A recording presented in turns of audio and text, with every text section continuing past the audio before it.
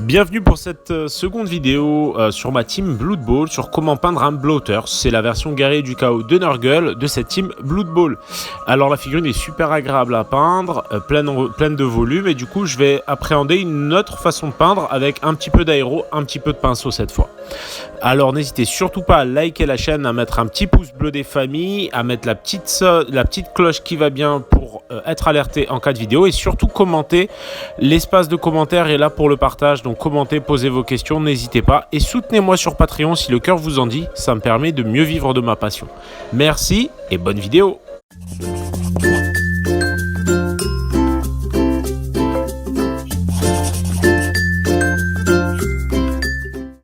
Alors du coup j'ai pris la même sous-couche, à savoir le vert Nurgle de chez Games Workshop, et là tout simplement je vais commencer cette fois par baser chacune de mes parties. Donc dans un premier temps je vais mettre un peu de turquoise sur les tissus comme vous le voyez là. Ensuite, place au marron rouge pour tout ce qui est cuir. Encore une fois, j'utilise un pinceau Raphaël 8404 taille 2. Vous pouvez aussi utiliser un taille 1. Le réservoir est assez large, donc ça permet d'aller moins souvent à sa palette et de pouvoir peindre plus longuement. Et j'utilise le flanc du pinceau de sorte à appliquer ma peinture de façon harmonieuse, rapide et efficace. N'hésitez surtout pas à vous entraîner sur d'autres pièces, à vous faire plaisir sur les figurines, et surtout à peindre les figurines qui vous attirent le plus. Ça va toujours être sur les figurines qui vous plaisent le plus que vous prendrez le plus de plaisir et que vous progressez le plus. Ensuite, je passe directement du gunmetal sur les épaulettes et toutes les zones de métaux, sachant que sur la vidéo précédente, c'était la vidéo un peu test, parce que je teste tout le temps un peu mes schémas de couleurs, et du coup là, en théorie, je suis censé être un peu plus efficace. Par exemple, là, je passe directement du gunmetal, là où la vidéo précédente, j'avais posé un peu de doré juste avant. Je commence, une fois la pièce basée, à tout simplement commencer à éclaircir à l'aéro. Pour ce faire, j'utilise la couleur flèche 2 de chez Procolor. Pour ceux qui me suivent un petit peu, j'utilise beaucoup de Procolor dans mon aéro parce que ça encrasse moins, la peinture est plus fluide, c'est beaucoup plus agréable. Donc j'hésite pas à voilà. Donc je bosse souvent, quand je bosse à l'aéro comme ça, sur 2-3 pièces différentes, mais la méthode est toujours la même. C'est-à-dire que je vais faire un premier passage à l'aéro comme vous le voyez là, et ensuite un deuxième passage où je vais vraiment me focaliser sur les points de lumière. D'étape en étape, ces couches de peinture très légères vont se superposer pour être de plus en plus intenses. Donc je limiterai petit à petit ma zone de travail. Donc voilà, vous voyez là, c'est une fois que la première version a été basée et ensuite j'ai passé mon premier coup d'aéro, je passe un second coup d'aéro, encore une fois en limitant ma zone de travail pour finalement avoir une intensité plus importante en termes de luminosité. Je passe ensuite au blanc, toujours de chez Procolor. Cette fois, en fait, je vais poser des légers éclaircies sur les tissus qui ont été basés précédemment en turquoise. Ça va me permettre d'avoir une lumière un peu plus intense. Et vous le verrez par la suite, je vais me contenter vraiment de filtrer cette lumière très intense pour la cleaner sur les étapes d'après. Alors vous verrez parfois, donc sur le blanc qui n'était pas assez dilué sur le premier passage, ça a eu tendance à crachoter un petit peu. Je couvrirai ça sur les étapes qui vont suivre avec mes filtres de couleurs successifs. Je reviens ensuite avec un petit peu de couleur whisky en fait pour ombrer l'entièreté de ma pièce. La couleur whisky est pratique parce que c'est un marron légèrement jaunâtre qui va me permettre d'ombrer que ce soit les métaux ou poser un petit peu d'éclaircie aussi sur les cuirs. Donc comme vous le voyez là, vraiment j'essaye de viser sur des zones entre guillemets stratégiques pour éviter de toucher mes zones essentiellement de lumière. Continue ensuite avec le terre de sienne, tout simplement pour continuer un petit peu à ombrer l'entièreté de ma pièce. L'idée, encore une fois, c'est toujours de limiter sa zone et de toucher vraiment que les zones d'ombre, par exemple les bordures des épaulettes qui seront un peu plus sombres que le centre des épaulettes. N'hésitez pas à laisser autant la peinture de sécher, je tourne régulièrement ma pièce et il m'arrive aussi de projeter uniquement de l'air avec mon aéro pour sécher la peinture que je viens de poser. Encore une fois, si vous avez la moindre question, les commentaires sont là pour vous, c'est votre espace un peu d'expression, donc n'hésitez pas à en user et en abuser, tout simplement pour poser vos questions et échanger un petit peu avec moi. J'utilise un aéro, donc c'est un Evolution 2-in-1 et j'utilise une buse de 0,2. Donc je reviens encore une fois au noir. Alors là, il faut faire très attention puisque le noir Procolor est très couvrant. Aussi, je vais vraiment orienter ma pièce pour être sûr de toucher un minimum les zones de lumière. Cette méthode que je vous montre est assez efficace parce que ça va permettre de vraiment poser au global les ombres et les lumières pour ensuite attaquer et finaliser au pinceau, parce que je trouve qu'une peinture uniquement à l'aéro a toujours un rendu relativement plat, alors qu'avec le pinceau on va pouvoir venir booster les contrastes. De la même manière, n'hésitez surtout pas à venir me soutenir sur Patreon, ça me permet de vivre plus sereinement de ma passion et de vous proposer des vidéos comme cela toutes les semaines. Mine de rien, ces vidéos prennent du temps, c'est un plaisir pour moi de les partager avec vous, mais à côté de ça, si jamais ce temps peut être un petit peu rémunéré, c'est toujours bienvenu évidemment. Un petit site aussi internet est en train de voir le jour sur lequel vous pourrez vous faire plaisir en achetant les pièces que je peins au quotidien. Je continue toujours à l'aéro, je vais venir avec un petit verre sapin pour commencer à travailler sur l'effet d'OSL que je veux au niveau des espèces de loupiottes qu'ils ont au niveau de la tête. Donc je viens avec un verre sapin pour commencer et ensuite tout simplement une fois que ce verre sapin sera sec, s'il faut je ferai un deuxième passage et je reviens comme vous le voyez là directement avec du jaune pour vraiment marquer le centre de la loupiote d'où vient cette lumière. L'idée c'est vraiment toujours de passer, quand on veut faire un OSL, une couleur un peu plus sombre mais toujours lumineuse et ensuite passer une couleur, par exemple le jaune qui va être l'origine de la lumière. Donc maintenant je vais commencer à venir à travailler, à faire tout ce qui est travaux au pinceau. Donc là je vais passer de l'encre. Alors là ici, donc là j'ai passé un strong tone, mais vous pouvez très bien passer aussi un dark tone. Ça va me permettre de délimiter un petit peu finalement mes zones de cuir, mes zones de métaux. Ça va me permettre de vraiment dissocier les différentes zones. Le seul truc que je vous conseille vraiment, c'est d'éviter tout ce qui est encre au niveau des peaux.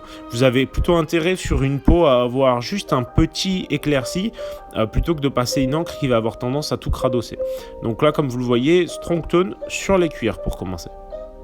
Ensuite, je vais commencer à passer un Red Town de chez Army Painter, toujours, mais seulement dans les petites cavités, dans les petites zones de plaies ouvertes qui vont permettre de donner un petit peu plus de volume à ces zones-là. Vous pouvez aussi le faire avec un rouge assez dilué, ça va permettre de donner encore plus de profondeur à votre résultat.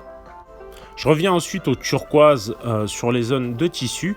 Donc dans un premier temps, je vais tout simplement utiliser mon turquoise pur pour refaire des filtres et refaire mes transitions entre mon éclairci rapide à l'aéro et finalement le tissu. Donc ici, c'est vraiment l'intérêt, c'est de préserver les zones de lumière les plus intenses et filtrer pour pousser cette couleur dans les ombres, mais avec une meilleure maîtrise finalement que si on utilisait une encre classique, je dirais.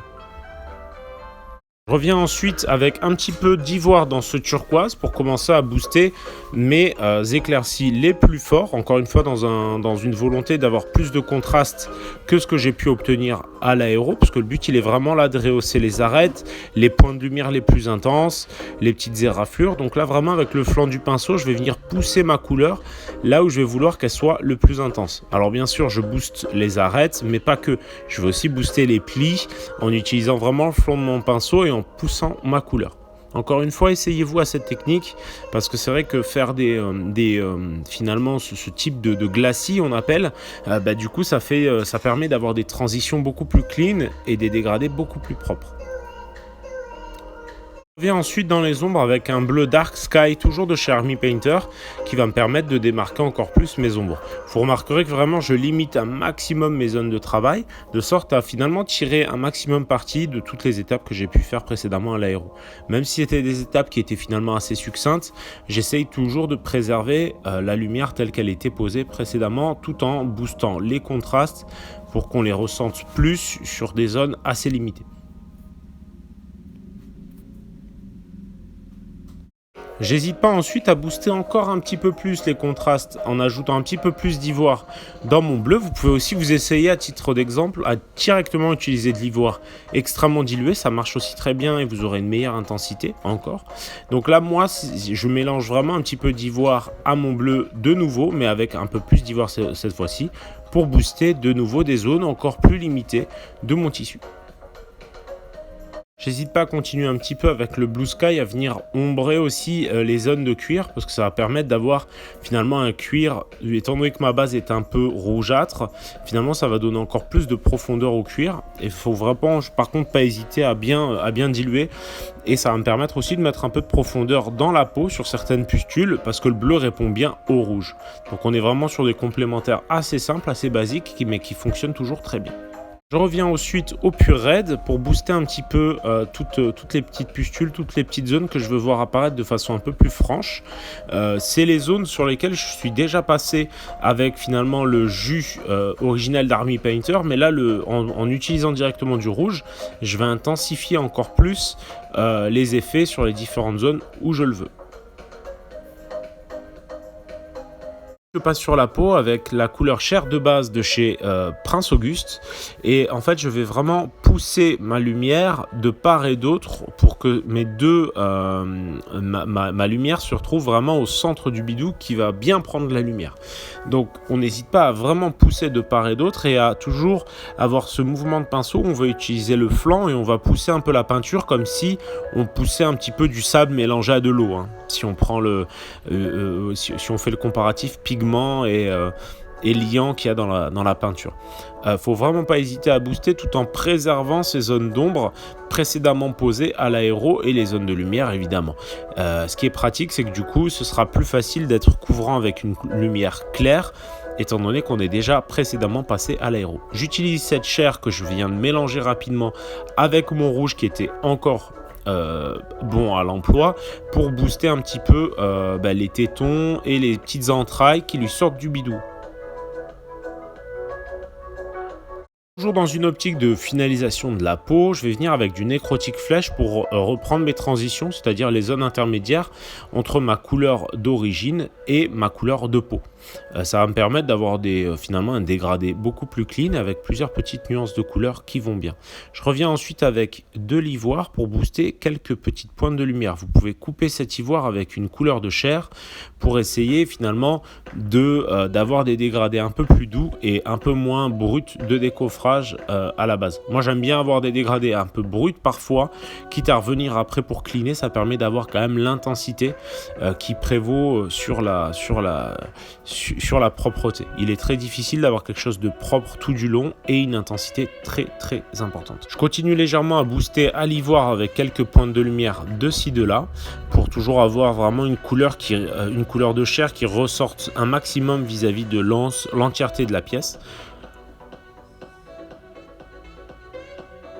Je reviens ensuite avec un violet qui est légèrement pastel, donc c'est une gamme de peinture, c'est une gamme Molotov, donc je maîtrise pas très bien, c'est un cadeau qu'on m'a fait, mais c'est une gamme qui est sympa et de toute façon le but c'est vraiment là de revenir avec un violet pour venir dans certaines crevasses un petit peu pour donner un peu plus encore de vie à la pièce. Encore une fois, cette peinture est très diluée, ça va être juste des très légers filtres de couleurs qui vont permettre de donner un peu un côté vivant à l'ensemble de la pièce.